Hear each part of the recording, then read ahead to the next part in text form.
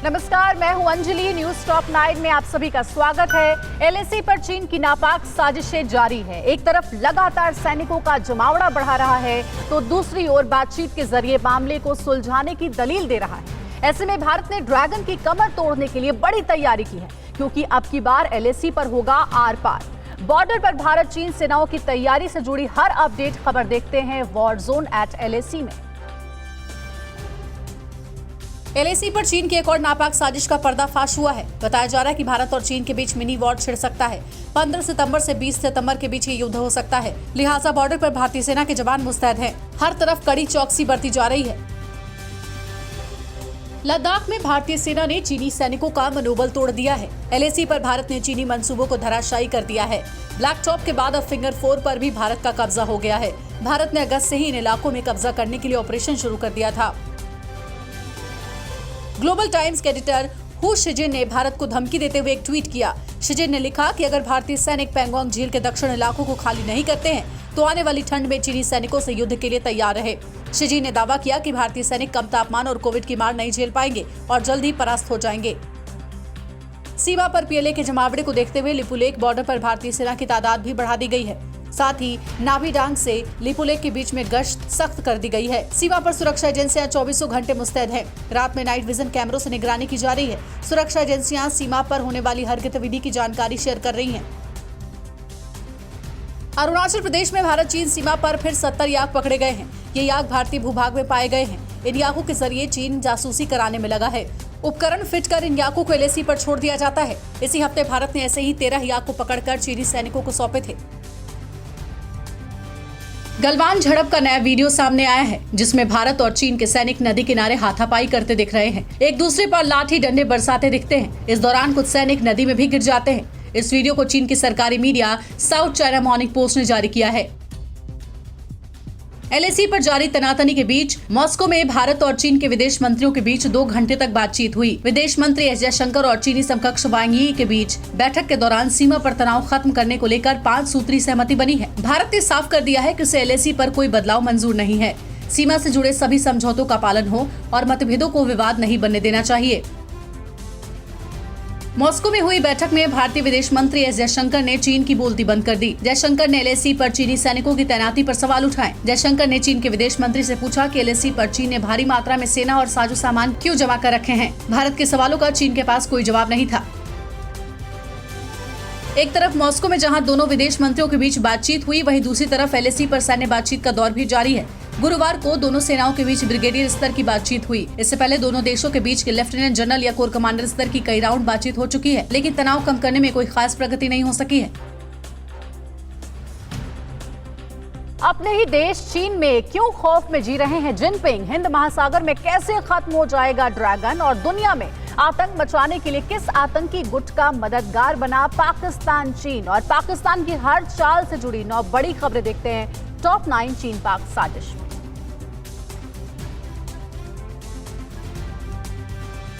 चीन पूरी दुनिया में घिरा हुआ है। अब खबर है कि एक चीनी फिल्म से राष्ट्रपति शी जिनपिंग डर गए हैं। मुलान फिल्म की मीडिया कवरेज पर रोक लगा दी गई है। मुलान की शूटिंग चीन के शिनजियांग प्रांत में हुई है। शिनजियांग से लिंक होने की वजह से चीन डर गया है। उइगर मुसलमानों के कत्ल के लिए शिनजियांग कुख्यात है। चीन भले धमकी दे, लेकिन सच्चाई यही है कि ड्रैगन हर मोर्चे पर फिसड्डी है। जमीन ही नहीं, चीन को समंदर में भी भारत से डर है। ये डर हिंद महासागर में मलक्का रूट को लेकर है। युद्ध की स्थिति में भारत अंडमान निकोबार के पास अपने युद्धपोत तैनात कर मलक्का रूट पर ब्रेक लगा सकता है, जिससे चीन को $200 अरब तक नुकसान हो सकता है। चीन का करीब 80% तेल इसी मार्ग से आता है। चीन की आर्मी पीएलए की तिब्बतियन मिलिट्री कमांड के सैनिकों का एक वीडियो सामने आया है। वीडियो में एक ड्रोन के जरिए फ्रंट लाइन पर तैनात सैनिकों को खाने पीने का सामान पहुंचाया जा रहा है। यूएवी ड्रोन तकनीक का इस्तेमाल कर वो सैनिकों तक साजो सामान भी पहुंचा रहा है। पीएलए की ओर से जारी इस वीडियो में एक साथ कई ड्रोन दिख रहे हैं, जिनके सामान पहुंचाते ही चीनी आर्मी दौड़ पड़ती है। विस्तारवादी चीन के खतरनाक मंसूबों को देखते हुए भारत और जापान ने दोनों देशों के सशस्त्र बलों के बीच आपूर्ति और सेवाओं के आदान प्रदान के लिए एक करार किया है। भारत ने इसी तरह का समझौता अमेरिका, फ्रांस, दक्षिण कोरिया, सिंगापुर और ऑस्ट्रेलिया के साथ भी किया है। पाकिस्तान अपनी गुस्ताखियों से बाज नहीं आ रहा है। एक बार फिर पाकिस्तान ने एलओसी पर सीजफायर का उल्लंघन किया है। पुंछ के कई इलाकों में पाकिस्तान ने फायरिंग की है। मनकोट और बालाकोट सेक्टर में पाकिस्तान ने फायरिंग की है। भारतीय सेना ने पाकिस्तान को तगड़ा जवाब दिया है, जिसके बाद पाकिस्तानी सेना को पीछे हटना पड़ा। पाकिस्तान अपनी हरकतों से बाज नहीं आ रहा है। खालिस्तानी आतंकियों के सहारे दुनिया को दहलाने की कोशिश कर रहा है। कनाडा के एक प्रमुख थिंक टैंक ML इंस्टीट्यूट के मुताबिक पाकिस्तानी पैसों पर पल रहे ये आतंकी अब भारत ही नहीं कनाडा के लिए भी खतरा बन गए हैं। वरिष्ठ पत्रकार टेरी मिलेवक्सी ने अपनी रिपोर्ट में ये दावा किया है। एक तो चोरी और फिर सीना जोरी। पाकिस्तान आर्मी ने भारत पर पाकिस्तान में आतंक फैलाने का आरोप लगाया है, जबकि दुनिया जानती है कि पाकिस्तानी सेना और वहां की खुफिया एजेंसी की सरपरस्ती में कैसे आतंकी पाले जाते हैं और भारत में उनकी घुसपैठ कराई जाती है। हास्यास्पद ये है कि DG ISPR ने जिस UN रिपोर्ट का हवाला दिया है, वो रिपोर्ट खुद बता रही है कि आतंक को पाकिस्तान फैला रहा है। पाकिस्तान के कब्जे वाले बलूचिस्तान के क्वेटा स्थित बोलन मेडिकल कॉलेज के छात्रों ने आमरण अनशन जारी किया है। अनशन के चौथे दिन कई लोगों की तबीयत बिगड़ गई। मेडिकल कॉलेज के 22 कर्मचारी और छात्र मौत तक भूख हड़ताल पर है। विश्वविद्यालय अधिनियम 2017 में संशोधन की मांग को लेकर तहरीके बहाली बोलन मेडिकल कॉलेज के कर्मचारी और छात्र भी प्रदर्शन में शामिल हो गए हैं। कुलभूषण जाधव केस लड़ने के लिए पाकिस्तान नहीं देगा भारतीय वकील को इजाजत। दरअसल पाकिस्तान की जेल में बंद भारतीय नागरिक जाधव मामले में इस्लामाबाद कोर्ट ने वकील नियुक्त करने का दूसरा मौका देते हुए सुनवाई के लिए 6 अक्टूबर की तारीख तय की है। पाकिस्तान ने एक बार फिर काउंसलर रिलेशंस पर वियना कन्वेंशन के नियमों का उल्लंघन किया है। चीन के एक होटल में हुआ है जोरदार धमाका। अरब देश में हो गया है युद्ध का आगाज। किसने उड़ाया जॉर्डन की मिलिट्री का तोपखाना? ईरान ने सबसे बड़ा युद्धाभ्यास शुरू कर दिया है। वैश्विक तनाव से जुड़ी सभी बड़ी खबरों के लिए देखते हैं टॉप 9 वर्ल्ड वॉर 3। चीन के जुहाई में होटल में जोरदार धमाका हुआ। धमाके के बाद होटल में भयंकर आग लग गई, जिसमें कई लोग झुलस गए हैं। राहत और बचाव का काम जारी है। बताया जाता है कि चीन के स्थानीय समय रात 9 बजे ये धमाका हुआ, जब होटल में काफी लोग थे। धमाके के कारणों की जांच की जा रही है। अरब देश जॉर्डन में बेरूत की तरह ही बड़ा धमाका हुआ है। बताया जा रहा है जॉर्डन के जारका शहर में ये भयंकर धमाका एक मिलिट्री बेस के नजदीक हुआ है। अभी धमाके की वजह का पता नहीं चला है। विस्फोट में 2 लोगों की मौत हो गई है, जबकि 3 लोग घायल हुए हैं। उधर कल लिबनान के बेरूत में उस जगह पर दोबारा धमाके के साथ भयानक आग लग गई, जहां 1 महीने पहले दुनिया को दहलाने वाला धमाका हुआ था। ईरान ने अमेरिका और इस्लामिक रिपब्लिक में तनाव के बीच होर्मुज़ के रणनीतिक क्षेत्र के पास 3 दिनी युद्धाभ्यास शुरू कर दिया है। इस अभ्यास में ईरानी पनडुब्बियों और ड्रोनों को तैनात किया जा रहा है। इसमें नौसेना, वायुसेना और थल सेना की यूनिटें ओमान की खाड़ी के करीब 20 लाख वर्ग किलोमीटर क्षेत्र में हिस्सा ले रही हैं।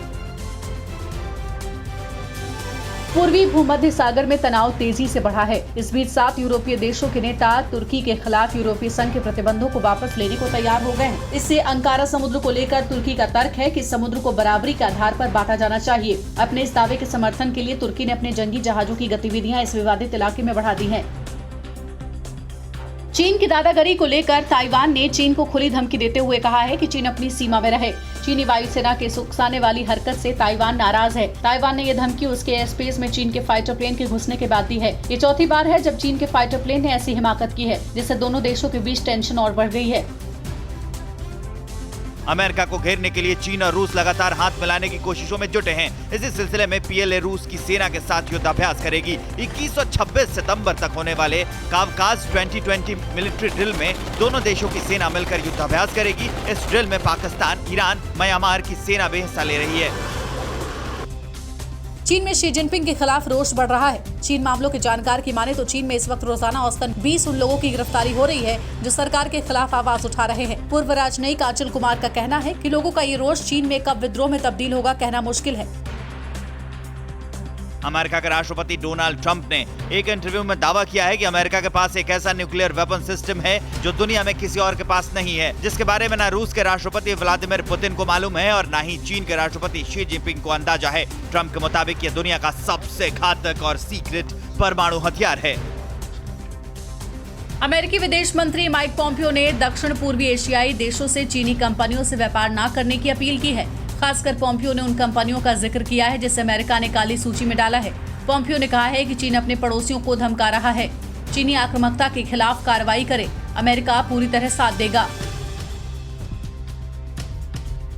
कंगना रनौत ने महाराष्ट्र में सेना के बर्ताव और संविधान की रक्षा को लेकर सोनिया गांधी से क्या पूछा सवाल। क्या ड्रग्स मामले में आज रिया और शोभिक को मिलेगी जमानत? और दिल्ली में पहले की तरह कब से पटरी पर रफ्तार पकड़ेगी मेट्रो? देश की सभी बड़ी खबरों को देखते हैं न्यूज टॉप 9 राष्ट्र में।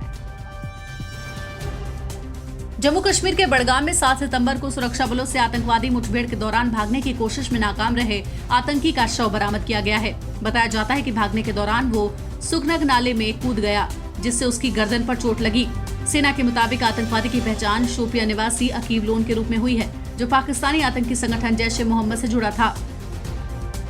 चारा घोटाला मामले में सजायाफ्ता आरजेडी सुप्रीमो लालू प्रसाद यादव की जमानत याचिका पर हाईकोर्ट में जस्टिस अमरीश कुमार सिंह की अदालत में आज सुनवाई है। चाईबासा के एक अन्य मामले में ये सुनवाई होगी, जिसमें उन्होंने 5 साल की आधी सजा काट ली है। हालांकि जमानत मिलने के बाद भी लालू प्रसाद को जेल में ही रहना होगा, क्योंकि दुमका वाले मामले में याचिका दाखिल नहीं की गई है। शिवसेना को सोनिया सेना बताने वाली कंगना ने ट्वीट कर सोनिया गांधी से सवाल पूछा है और कहा है कि महाराष्ट्र में आपकी सरकार के एक महिला के साथ किए गए बर्ताव से क्या आपको पीड़ा नहीं हुई है? क्या आप डॉक्टर आम्बेडकर के बनाए गए संविधान के सिद्धांतों की रक्षा के लिए अपनी सरकार से अपील नहीं कर सकती? जब आपकी सरकार महिला उत्पीड़न में शामिल है तो आप चुप क्यों हैं? इतिहास इसका न्याय करेगा। सुशांत सिंह मौत मामले में जुड़े ड्रग्स केस में रिया चक्रवर्ती और उनके भाई शौविक की जमानत पर आज सेशन कोर्ट अपना फैसला सुना सकती है। गुरुवार को कोर्ट में सभी आरोपियों की याचिका पर सुनवाई पूरी की गई थी। मामले में रिया, शौविक, अब्दुल बासित, जैद, विलात्रा, दीपेश सावंत और सैमुअल मिरांडा को एनसीबी ने गिरफ्तार किया है। यूपी की कानून व्यवस्था में बड़ी तब्दीली की गई है। अपराध नियंत्रण में फेल साबित हुए कप्तान को किनारे करते हुए 13 आईपीएस अफसरों का तबादला कर दिया गया है। स्वप्निल ममगईन को डीसीपी लखनऊ और रोहन पी कनई पीएससी प्रयागराज के सेना नायक बनाए गए हैं, जबकि आनंद कुलकर्णी उन्नाव के एसपी बनाए गए हैं। गृह विभाग ने देर रात 13 आईपीएस अफसरों की ट्रांसफर सूची जारी की है।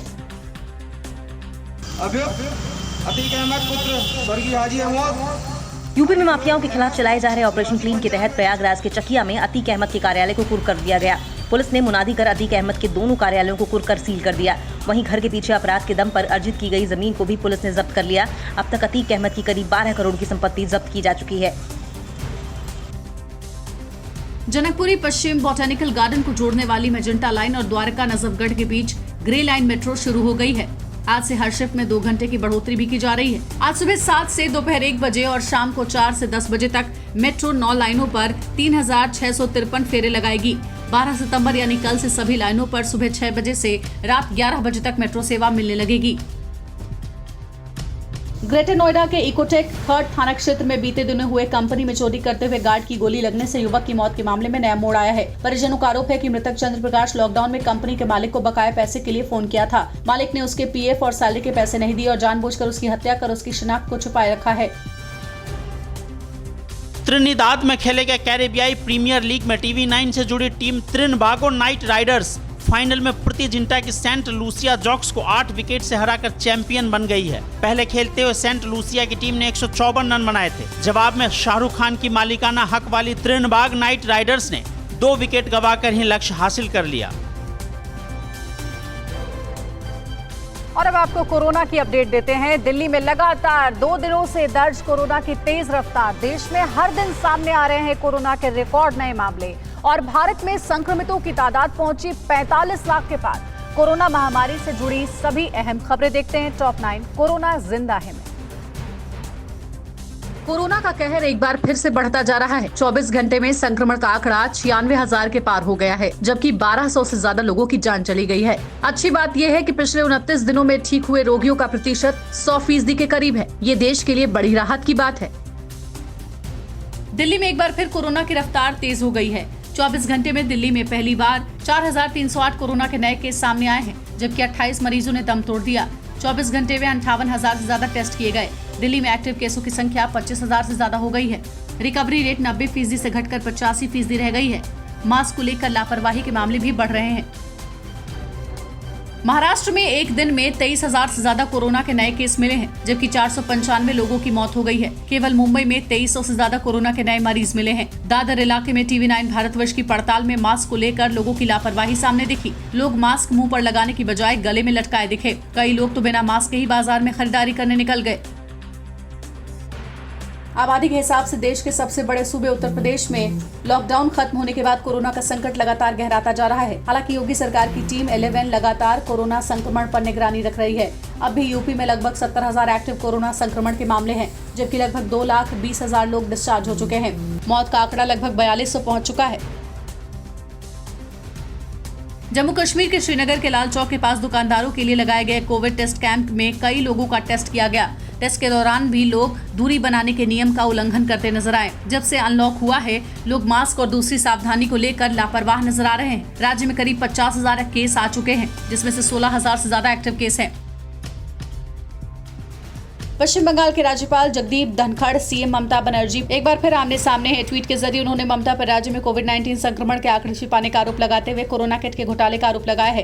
कांग्रेस ने भी इस मामले पर ममता को घेरा है। पिछले दिनों राज्यपाल जगदीप धनखड़ ने राजभवन की जासूसी का आरोप लगाया था। मध्य प्रदेश की राजधानी भोपाल में कोरोना से बचाव के लिए मास्क लगाने को लेकर लोग बेपरवाह दिखे। भोपाल में रोजाना 200 से ज्यादा कोरोना के नए केस मिल रहे हैं, लेकिन बाजार खुलने के बाद लोग ये मान चुके हैं कि कोरोना अब उनका कुछ नहीं बिगाड़ पाएगा। मास्क नहीं लगाने को लेकर लोगों के पास कई बहाने हैं। एमपी में 18,000 से ज्यादा एक्टिव केस हैं। जबलपुर में कोरोना मरीज की आत्महत्या के मामले में डीएम ने अस्पतालों की सुरक्षा के सख्त निर्देश दिए हैं। पिछले 16 दिनों में जबलपुर मेडिकल की 3 लोगों ने सुभाष चंद्र बोस मेडिकल कॉलेज अस्पताल से कूदकर आत्महत्या कर ली। बताया जाता है कि कुछ मरीजों ने डॉक्टरों की प्रताड़ना से तंग आकर आत्महत्या की कोशिश कर चुके हैं। गुजरात के वडोदरा में एसएसजी हॉस्पिटल के कोविड वार्ड में 8 सितंबर को लगी आग का सीसीटीवी वीडियो सामने आया है। कोविड के आईसीयू में अचानक शॉर्ट सर्किट के बाद लगी आग के बाद मरीजों में अफरा तफरी मच गई। मेडिकल स्टाफ मरीजों को बाहर निकालने की कोशिश करते दिखे। हालांकि इस हादसे में कोई मरीज हताहत नहीं हुआ। फिक्र आपकी, सोमवार से शुक्रवार रात 9 बजे सिर्फ TV9 भारतवर्ष पर।